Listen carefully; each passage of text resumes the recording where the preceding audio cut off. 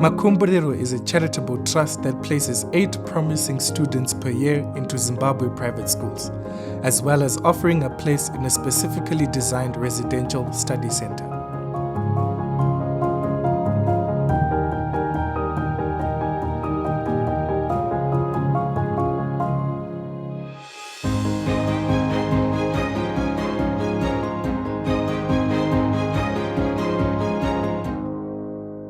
I came up with the idea whilst I was teaching at Gateway High in Harare.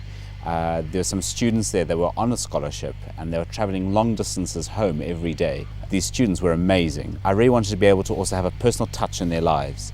So I thought of this idea of having a boarding house as well as them attending excellent schools. Before being part of Makumburiro, my life was hard. Sometimes getting enough food to eat, being able to go to school, because being able to go to school was difficult sometimes because paying of school fees was difficult. My father was the only one who's providing for the family, and he takes care of his sister and my mom's mother, so it was kind of hard since I'm not the only child. My life was that of hoping for the best tomorrow, but not yet knowing what tomorrow would be like. So it was basically hoping for the best, right? But without any hope. Our main aim at Makumburiro is to give students the opportunity to do their A-level education. But we're not going to change the outcome of their academics. They're bright kids, so they will have achieved really well anyway. But what we see is we're producing students who are much more well-rounded students who have passion for the communities that they come from, have passion for Zimbabwe, see that they are of worth and value, and it's not just about academics. So yes, they will achieve outstanding results coming through our program, but at the same time we see them grow in confidence and turn into people who really, really believe in themselves again and that they can impact Zimbabwe and change the world. In our first year of running, when we were teaching the kids in the afternoon at Gateway High School, we could see that these kids had so much potential, and we thought we've latched onto something brilliant. And so we started thinking, how can we improve this? And that was when I started approaching other schools and saying, I've got these amazing kids that we could bring into your schools, and we could change your schools, but we can change the lives of these families and the future of Zimbabwe. Thankfully, 3 schools were willing to take that chance. They've brought us such extraordinary honour, in as much as when one looks at the various schools and universities to which they've been admitted, you really take a step back and say, wow, this is unbelievable. And just like we've had Joseph Mahir this year winning the DSTV Essay Prize, I mean that was huge. That was fantastic. So I think that in terms of the benefits, they've been amazing, whether it's academic, social, sporting, and but we are definitely the winners. They're great boys. They've come in, taken a little bit of adjustment from their previous schools.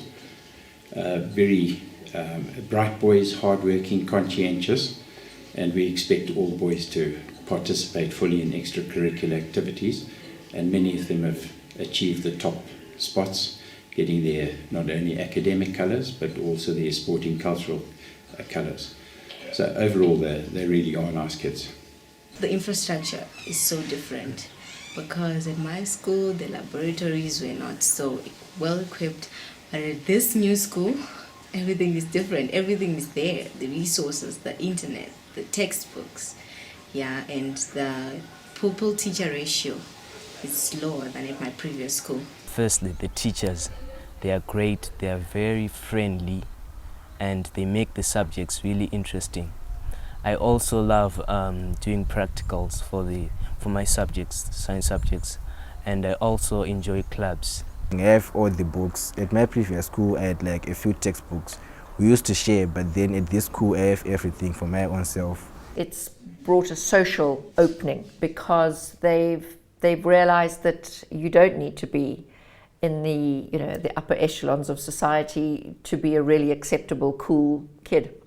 And some fantastic relationships and friendships have been built up between the various generations of Makomborero children and our own. The recruitment process begins in September. Makomborero visits approximately 70 high-density schools in surrounding areas of Harare and Chitungwiza. About 400 to 500 application forms are sent back to Makomborero for review. The recruitment process is tough in that it takes a lot of time and a lot of heart searching, because we have to take what's written on paper, put it into tests, put that through a process of interviewing the child, and then we have to make the tough call of which one do we say no to, which one do we say yes to. We're looking for high achieving students who wouldn't necessarily be able to carry on to do their A-levels. By November, all applications are read and reviewed. 120 applicants are called back in November for the first round of scholarship testing. The first time I heard about this process, I wasn't sure if I was fit for this process. But then I was motivated by my teacher to just come here. But when I saw the large numbers of people here, I was very afraid. I was nervous. I didn't imagine myself being part of Makomborero one day. But then I just had to gain the courage to pull through. So welcome to the second test. I'm going to go through the instructions for you. This one's called abstract reasoning. It's another multiple choice one. When I heard of the scholarship, my teachers encouraged me to apply. And when I applied, I didn't think I was eligible for the scholarship. But when I arrived here, I was motivated by some of my friends, and I did my best. We always get asked why the ratio of girls to boys is so low. Why do we have so few girls? And I think it's a really tough one in Zimbabwe and in Africa as a whole. Education for girls is not a huge priority. When we come across bright girls in our testing process, they stand out because they've really had to fight to get to their O-levels. They've had to fight the huge peer pressure that they face from other girls in their community who don't understand why they are wanting to pursue academics and wanting to have a dream about a career or a future beyond what is culturally expected of them. From the first round of 120, the numbers are narrowed down to roughly 40. So then we drop down to the 40 and we invite subject specialist teachers in to come and work with the kids, doing group work, fun interactive lessons. And it's just feedback from those teachers. They also write a few past papers on subjects, but it's more just getting a whole rounded look of these kids. Will they be able to fit into a private school and make that big adjustment? Academically, are they strong enough to be able to cope with the transition into a private school, but also keep up with the academics and just the pressure that's put on them for co-curricular? A lot of these students will have never had to have done co-curricular because their focus has only been on academics. So it's taking into account the whole child. 10 to 12 applicants are selected from the 40. The Makomborero team then go on home visits to find the 8 pupils who will become the next Makomborero students. So our home visits are visiting 10 families. We only take 8 students, and we go into each student's home and meet their families. We see where they live. We meet the brothers and sisters, mums and dads, if there are mums and dads. And this for us is one of the most important phases of our recruiting process. And it really helps us to see the need and also to gauge the type of student that they are and the obstacles that they've had to overcome. And those days are hard. We often come home to our warm, cozy beds and find it really hard to detach ourselves from the stuff that we've seen during the day.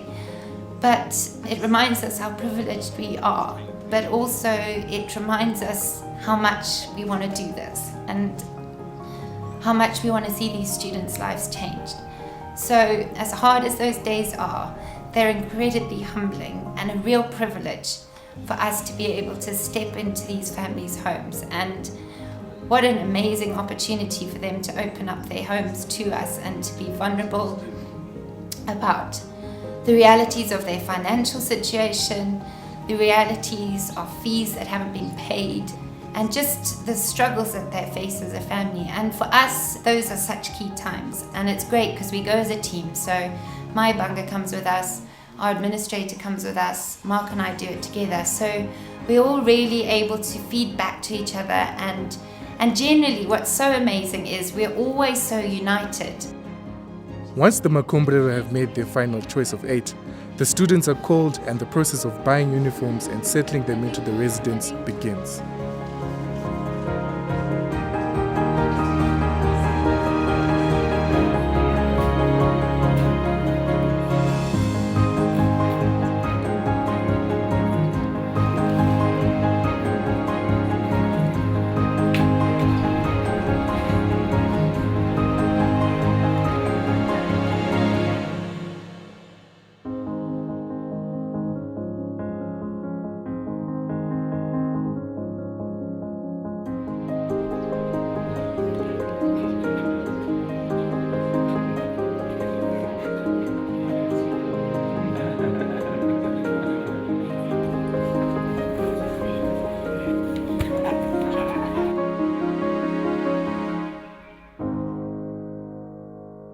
In this boarding house, I am the house mother, and I have to see that the children are comfortable and that they have a mother love and that we stay together as a family.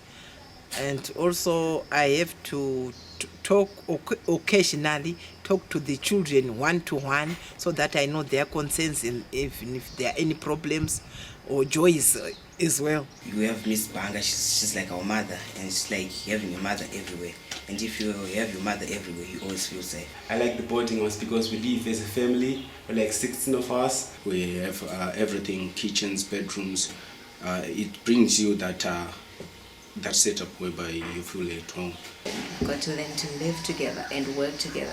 And I like the fact that we help each other here, academically and otherwise. That's why I really like the boarding house. Oh, I love these children and I love seeing them grow. We are a family, and as the years go on, we just add to that family and it gets bigger and bigger. And I think sometimes we underestimated that our hearts could grow that big. When we first set this up, I don't think we really saw that side of Makumbrera, but that's become so evident in how it's played out over the last 5 years that we've begun to see that we are a family and there will always be something that draws the students back to us, and we really value that.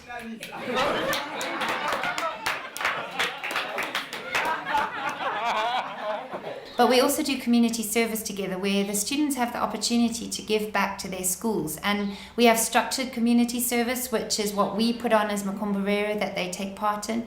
And then unstructured, which is completely off their own bat, where they've initiated stuff back in their communities.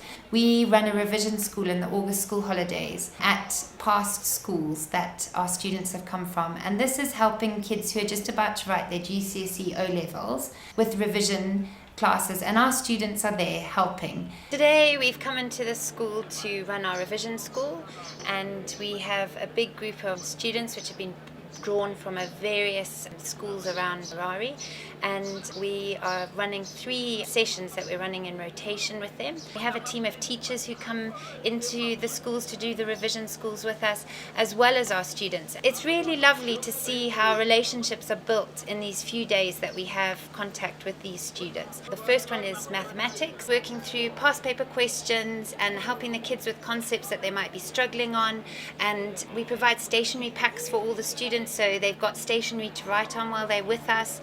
And the second one is sciences, so we're focusing on the science subjects, touch on biology, touch on chemistry, touch on physics, and just make sure that we're kind of touching on each aspect of the sciences. And we have Tongai in there this year volunteering, which is fantastic. And then the third one's just a little bit different, and it's to do with communication, body language, team building exercises, and that particularly has been really well received by the students, as I think it's something that they're not very often exposed to. Nathan and Sarah Whitaker have come out from the UK. Nathan is our finance trustee from Makumbrera UK, and that's just been really exciting to have them part of what we do and to see what happens at Makumbrera and how things work. And they've been a huge inspiration. They've run such fantastic team building workshops. We've talked through body language and what is good body language, what is bad body language, and one of the sections is that one of our students has to give a little inspiration inspirational talk to the students. And it's been so wonderful to see, particularly Yeo Kai today,